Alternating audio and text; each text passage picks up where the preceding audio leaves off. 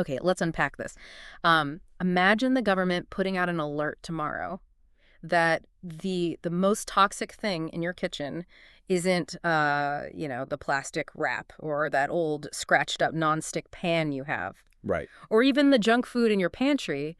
It's actually the fresh organic egg laid by the happy free-range chicken in your own backyard. Yeah, which just, I mean, it shatters this incredibly comforting image that we've all built up over the last, what, decade? Oh, absolutely. This whole idea that if we just control our own food supply, if we keep it local and return to nature, we are inherently safer from industrial pollution. Right. But that is the exact paradox we are looking at today for this deep dive. We are exploring a really fascinating contradiction playing out right now in Denmark. Hmm. So on one hand, you have the Danish Veterinary and Food Administration issuing these warnings that eating eggs from your own backyard could actually be harmful. Like they're even suggesting you need to supplement your homegrown eggs with regular store-bought ones. But then at the exact same time, the Danish Prime Minister is out there publicly stating that she safely eats berries picked straight from the bushes in her own kitchen garden. Right. So it's like, how does that work? If the dirt is toxic enough to poison an egg, how is it safe enough to grow a strawberry? What's fascinating here is it's really the ultimate collision between modern environmental realities and just basic biology. Yeah. And to untangle it, we have to look past the alarmist headlines, and really drill down into how these forever chemicals, specifically PFAS, how they actually move through an ecosystem. Right. And to guide us through this today, we have these amazing sources, including official reports, but we're going to follow the logic of two 11-year-old boys. Yes, Kesser and Steen. Exactly, Kesser and Steen. So they are students in a nature and innovation class, and they are trying to make sense of this exact same agricultural data that the adults are panicking over. And it's such an excellent framework, honestly. It really is. Because when you're dealing with complex environmental data like chemical bioaccumulation and municipal soil tracking, channeling the sheer logical curiosity of an 11-year-old is just, it's the best way to cut through the noise. So true. So let's look at the catalyst for their confusion here. Steen gets a news alert on his phone that owner eggs, which is that's the local term in Jutland for these backyard homegrown eggs. Right, owner eggs. Yeah, that they are contaminated with PFAS, and his classmate Kesser is just instantly overwhelmed. I mean, naturally. Yeah, he makes this joke that they should just stop using their iPads altogether because every time they look at the news, it's just something terrifying. Oh, yeah, I think we can all relate to that. Seriously, he's like, first it's wolves coming back to the forest on the way to school, then it's wrong-way drivers on the highway, and now toxic backyard eggs. That's just a constant barrage. It is. And Kesser asks a really sensible question. He says, look, my grandmother just uses an old traditional steel frying pan. Where on earth are these industrial Teflon chemicals coming from in a totally normal residential backyard? And it is a totally rational disconnect for him to have. We associate industrial chemicals with, factories and smokestacks. Exactly. Not with a quiet suburban garden. But this brings us to the biology of foraging. Because the very thing that makes a chicken free range is precisely what makes it vulnerable to this specific type of contamination. Right. Let's break that down, because intuitively, a factory farm chicken living in some massive industrial warehouse, you'd think that one would be exposed to way more chemicals than a hen just walking around on fresh grass in your yard. You really would think so. Yeah. But consider their diets, right? In a commercial facility, chickens are fed a highly controlled, standardized diet of processed grain. Oh, right, like out of a silo? Exactly. It's tested, it's regulated. But a backyard hen is doing what a hen naturally evolved to do. She's pecking at the soil. Yeah. She's scratching the dirt. She's eating earthworms, catching insects, digging up larvae. Okay, so the chicken is interacting directly with the microenvironment of that specific backyard. But how does that equal dangerous levels of PFAS? Because, the soil itself isn't made of Teflon. Right. So it comes down to a process called bioaccumulation.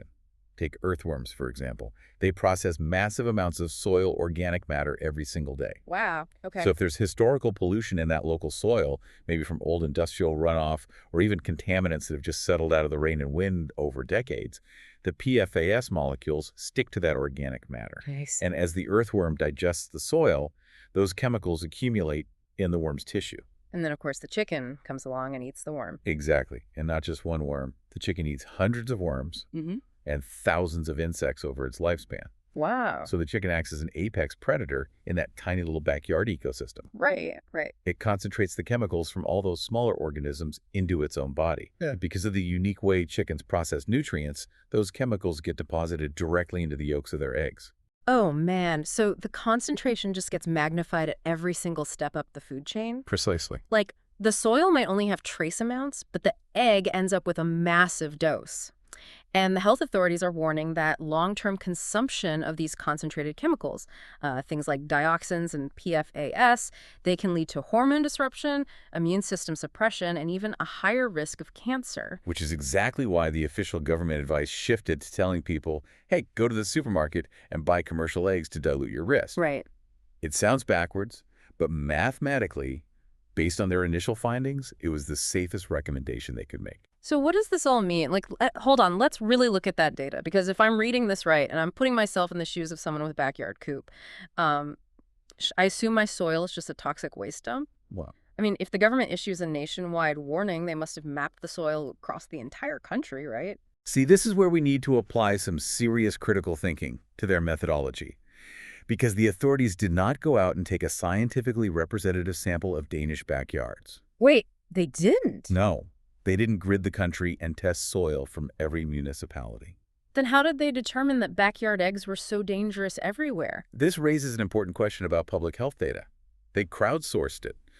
The Food Administration basically put out a call on their social media channels. Oh, you've got to be kidding me. Asking citizens to volunteer their backyard eggs for testing.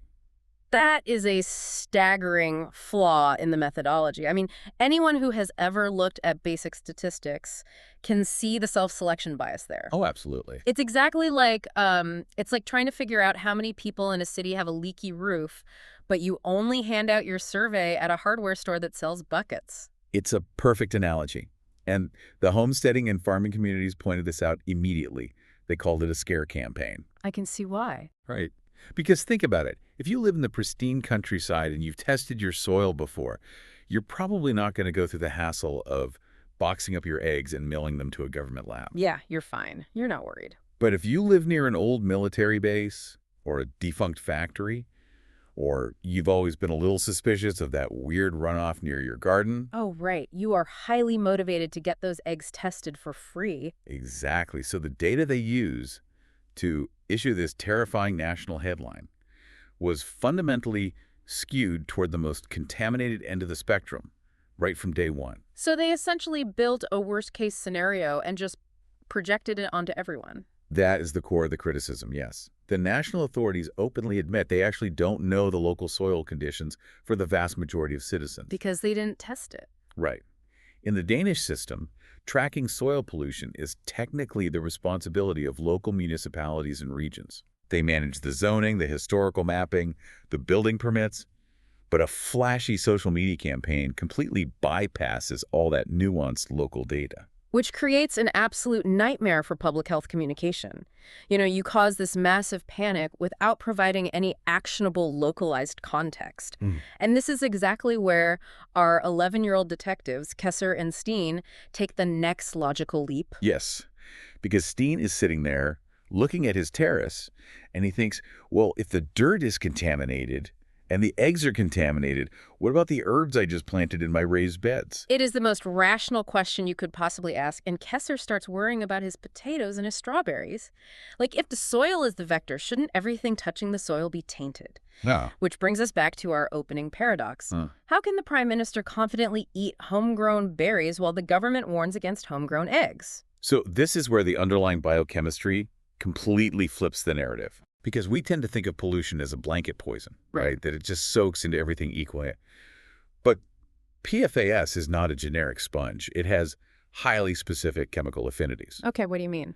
The crucial fact here is that PFAS binds to protein. Here's where it gets really interesting. But wait, a strawberry plant absorbs water directly from the soil, right? Yes. So if the soil is full of PFAS and the plant drinks that water, how is the fruit itself avoiding the contamination? It comes down to the plant's vascular system and its cellular barriers.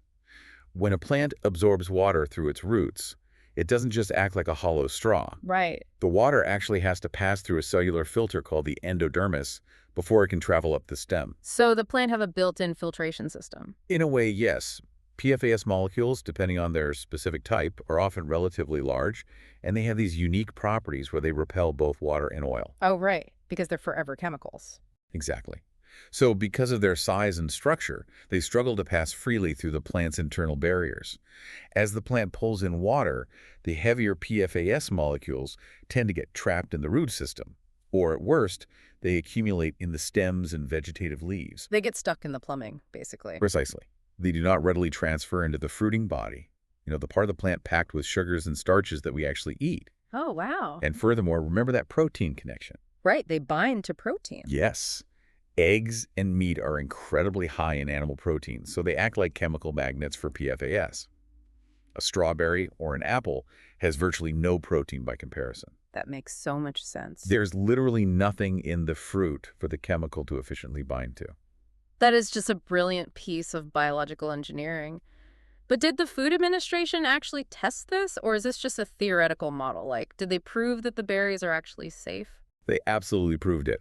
The reports in our sources detail how they analyzed crops from known, highly contaminated areas across the country to see if the theory held up under worst-case conditions. Oh, that's smart. Yeah, they looked at areas like Odsherd and a region near Corser, which had significant documented PFAS contamination. And they tested the local produce grown in that specific contaminated dirt. They tested everything: root vegetables, berries, tree fruits. For all those samples, checking across 20 different PFAS compounds, they found either absolutely no measurable content or levels so microscopically low they were totally negligible. Wow, so the Prime Minister is completely safe eating her berries. Yes, she is. Steen's terrace herbs are safe? Kesser's potatoes are safe? Yes. From a PFAS perspective, the data shows that vegetation is overwhelmingly secure. It perfectly illustrates why scientific literacy is so vital. Yeah. You can't just react to the first terrifying headline. The backyard chicken eating the protein-rich worm is a measurable risk, but the strawberry plant growing in the exact same dirt is fundamentally ignoring the chemical. But Kesser and Steen, they aren't quite satisfied yet, because even if the strawberries are safe, they still want to know where this chemical is originally coming from. Right. If Oma's steel frying pan isn't the culprit, what is? Well, the broader environmental mapping points to major industrial and municipal sources. The most significant historical culprit has actually been firefighting foam. Oh, really? Yeah.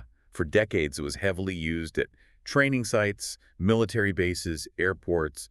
The chemicals would just soak straight into the ground. Add to that old landfills leaching into the environment and runoff from manufacturing plants that made, water-resistant clothing and food packaging. Because these chemicals were specifically designed not to break down. Exactly. They were engineered to repel water, grease, and dirt, which makes a great rain jacket but a terrible environmental pollutant. And if it's soaking into the ground at a military base or a landfill, the obvious next fear is the groundwater. What happens when it hits the water supply? This is where we have to look at how different countries handle environmental regulation. If we look at the Danish response detailed in the data, it is incredibly rigorous. Oh, that's good. Yeah, they've implemented a drinking water limit of 2 nanograms per liter for the sum of 4 specific highly toxic PFAS types. And the municipal waterworks are required to regularly test for 22 different compounds. Let's contextualize that number, because 2 nanograms per liter sounds small, but it's hard to visualize. To put that in perspective, 2 nanograms per liter is roughly equivalent to taking a single drop of water and diluting it into 20 Olympic-sized swimming pools. Wait, 1 drop in 20 Olympic pools? Yes. That is an astonishingly strict threshold. It is looking for a microscopic needle in a massive haystack. Yeah. And the municipal waterworks are constantly monitoring the boreholes. If a well shows levels even approaching that limit, they shut it down immediately and switch to a different source. Oh, wow. So the public tap water is highly regulated and continually verified as safe. Okay, so the tap water is locked down. But our 11-year-old analysts think they have found a workaround for the food. Oh, yeah, they do. Because Kesser and Steen figure that if these chemicals are out there in the agricultural world, the obvious solution is just to buy organic or biodynamic food. Right. If the farmers aren't spraying chemicals, the food must be pristine. Yeah. It is a very logical assumption for them to make. If you opt out of conventional agriculture, you opt out of the chemicals. But then we introduced the Greenpeace data into the conversation. Oh, boy. Yeah, they published a map of Denmark tracking agricultural use of pesticides, and it completely disrupts the boys' theory. Because the map tracks pesticides that specifically contain PFAS, right? Yes. The map highlights that the agricultural use of these PFAS-laden pesticides has actually risen to record high levels. Jeez. But the truly alarming detail is where they are being used. The data shows heavy application of these chemicals right inside protected drinking water areas. Wait. In areas specifically zoned to protect the aquifers, conventional agriculture is still legally spraying forever chemicals. According to the mapping, yes. Which complicates the boys' hope for a purely organic solution. Yeah, I'll say. Because buying organic means the farmer didn't spray those specific pesticides on that specific crop. But agriculture doesn't exist in a vacuum. No. Those organic fields share an environment with conventional farms. They share the same local water table, the same wind patterns, the same aquifers. Right, and organic certification on a tomato doesn't create a literal force field around the farm. Exactly. If the conventional farm next door is spraying heavy PFAS pesticides and it leaches into the shared ecosystem, everyone is impacted. It highlights how intertwined our environmental systems are. You could try to do everything right. You build the backyard coop, you buy organic, you grow your own vegetables, but you are still vulnerable to the broader systemic decisions being made regarding chemical regulation. It makes it very easy to understand why Kesser joked about just throwing away the iPad. When you realize how interconnected the pollution is, it feels completely paralyzing. It can feel overwhelming, for sure. But this is where the perspective of an 11-year-old offers something genuinely profound. Steen remembers a specific lesson from his history class. Oh, right. This part is great. He brings up the eagles and the storks. This is such a pivotal moment in their discussion. He's talking about the pesticide crisis from decades ago, right? Yes, specifically regarding chemicals like DDT. Decades ago, the environmental situation for large birds of prey was just catastrophic. The industrial toxins were moving up the food chain, bioaccumulating in the birds, and thinning their eggshells so severely that the eggs would literally just crush under the mother's weight during incubation. It was an absolute ecological disaster. It really was. But Steen connects the historical dots. He realizes that today, if you look at the skies over Denmark, the populations of eagles and storks are actually recovering. They're returning and breeding successfully. His conclusion is simple, but incredibly powerful. He just says, something must have gotten better. I think that is the most important takeaway from all of this data. It is empirical proof that when we identify these massive environmental threats and we actually take regulatory action, like banning DDT or setting those strict limits on PFAS in drinking water, the ecosystem responds. Yes. It heals. We are not just helpless passengers watching the environment degrade. Action yields results. And furthermore, there is even more encouraging news on the biological front. Oh. Because the term forever chemicals is a bit of a misnomer. Oh, really? Yeah, it makes it sound as though if you ingest a single molecule, it is permanently locked inside your tissue until the end of time. It is a very fatalistic name. Is it not entirely accurate then? Well, they are forever in the natural environment because they don't break down easily in dirt or water. But biological organisms have sophisticated metabolic processes for dealing with toxins. The data highlights a fascinating excretion mechanism regarding PFOS, which is one of the major types of these chemicals. Let's talk about the biology of that. How does an organism actually get rid of it? So we established that it binds to proteins, which is why it accumulates in meat and eggs. But the rate at which different animals flush it out of their systems varies dramatically. Yeah, okay. A human body holds on to it for years. But those backyard hens, if a hen stops eating contaminated worms and is moved to clean soil, she will actually excrete the PFOS from her system in just 4 to 7 days. 4 to 7 days. The chemical clears out completely in a week. Yeah. The biological half-life in a chicken is incredibly rapid. Cattle can flush it out in a few months. The metabolic pathways differ greatly between species, which proves that biological bodies are not permanent traps for these chemicals. Okay, but what about us? If humans hold on to it for years, are we just stuck accumulating it? Not entirely. The research points to a dietary mechanism that can actively speed up the excretion process in humans. Oh, wow. And it involves a very common nutrient, soluble fiber. Wait, how does fiber pull a synthetic chemical out of human tissue? It has to do with how the liver processes waste. When your liver filters toxins, it dumps them into your bile acids. Those bile acids are then sent into your intestines to help digest fats. Normally, your body recycles that bile, reabsorbing it back into the bloodstream from the gut. And unfortunately, the PFAS hitch a ride on that recycling loop, so they're just constantly circulating. Ah, I see. So the body is trying to dump it, but accidentally keeps pulling it back in. Exactly. But soluble fiber disrupts that loop. When you eat a diet rich in fiber, the fiber binds directly to the bile acids in your gut. Oh, interesting. And because your body cannot digest the fiber, it cannot reabsorb the bile acids attached to it. The fiber forces the bile and the PFAS trapped inside it to be physically flushed out of your digestive tract. Okay, the biochemical poetry of that is amazing because the plants don't absorb the PFAS into their fruits and vegetables, so they are naturally safe to eat. Right. And then, by eating those safe, fiber-rich plants, you are actively helping your liver break the recycling loop and flush out the chemicals you might have absorbed from other sources. It is a remarkable system of biological balances. It just requires us to understand the mechanisms at play rather than succumbing to the initial panic of a headline. Which brings us full circle on today's mission. We started with an alert that made it sound like simply walking into your backyard garden was a health hazard. Yeah. But by following the critical thinking of Kesser and Steen, we learned to interrogate the methodology.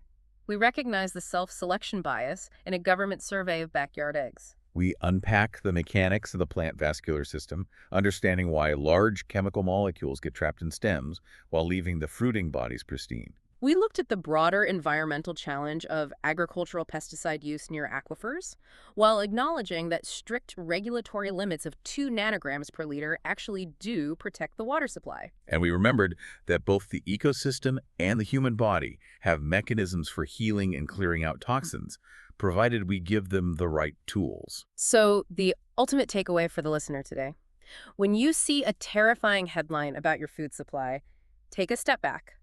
Ask how the data was collected. Look into the specific biology of the organism involved.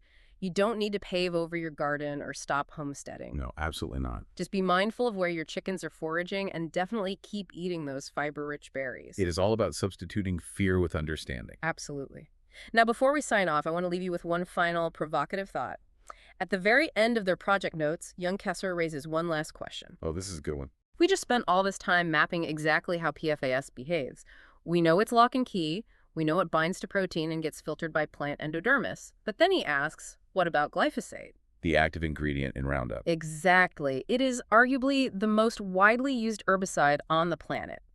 If we finally understand the specific biological mechanisms of forever chemicals, well, how do residues of glyphosate accumulate in the food chain? That's the real question. What is its unique biochemical lock and key? Are we looking at another unexpected protein paradox or something completely different? That is the next frontier of understanding our food system and something for you to ponder until our next deep dive. Okay, let's unpack this.